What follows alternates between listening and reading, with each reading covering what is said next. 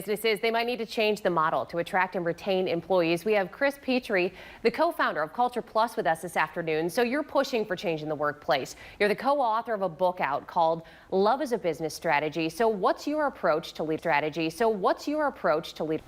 Yes, our approach to leadership is really putting people at the center of business decisions and really thinking about the people impacts when it comes to making certain calls, and ensuring that we are really taking account, what could actually hurt, harm, or hinder our talent, the very, assets that drive the business, and making sure that we are putting their needs at or with par with the business and or clients and or projects. So you talk about people. We know they want more freedom and time to accomplish their goals, really without being chained to a desk or maybe specific hours, as we just heard. A lot of those younger employees out there, they really tend to demand this. So do you think it's a good strategy if they're actually looking for a job?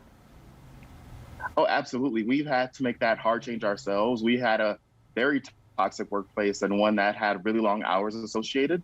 And we had to make that hard call ourselves as leaders first.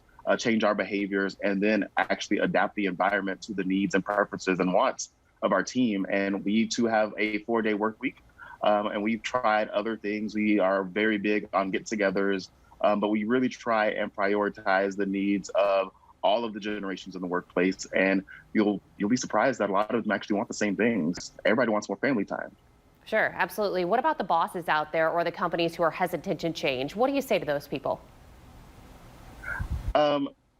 Change or die. But really, as we see more generations coming into the workplace, a more diversified group of employees across the globe, there isn't really space for companies to survive with the best talent, and they're not willing to change or meet the needs of, other employers that are really doing everything to compete and retain talent.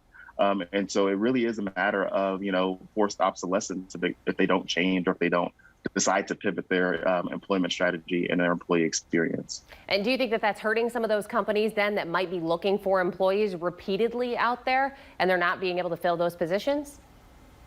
Absolutely. Word of mouth is a huge part of the employment market and the job hunting market. And all it takes is one person to say that they had a poor experience or they were treated poorly when it comes to your workplace, and that actually hinders, not only to add the fact that you are not willing to accommodate some of the more modern perks and benefits that are being introduced into the marketplace these days. Well, Chris, thanks so much for being with us today. We really appreciate it. Thank you.